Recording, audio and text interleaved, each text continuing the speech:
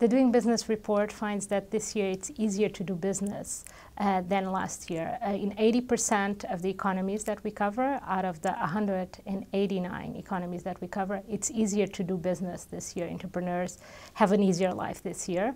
In particular, in sub-Saharan Africa, there was a great improvement. Out of the 230 reforms that we recorded this year, 75 took place in sub-Saharan Africa. For instance, Senegal improved significantly starting a business, and this has been a continued reform throughout time.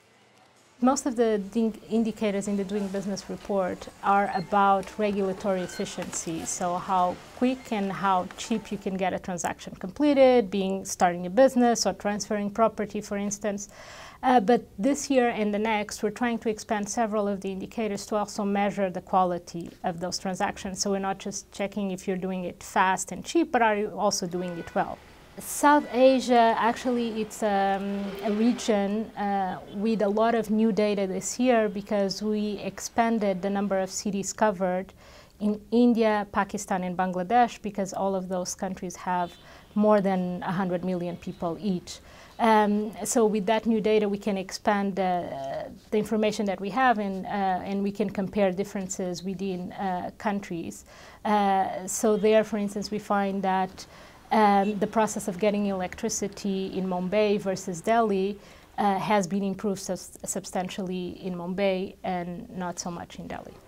This year's Doing Business report finds that one of the regions where there's less incidence of reform is Middle East and Northern Africa.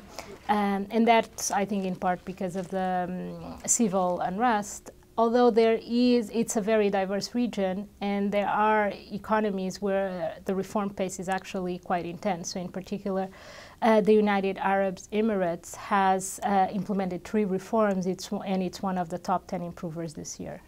Singapore continues to be the economy where it's easier to do business, but they continue to try to reform, and that's actually a trend we see across the globe. Actually, the OECD members that are high income are on average the economies that do better, but actually over 60% of them implemented at least one reform this year.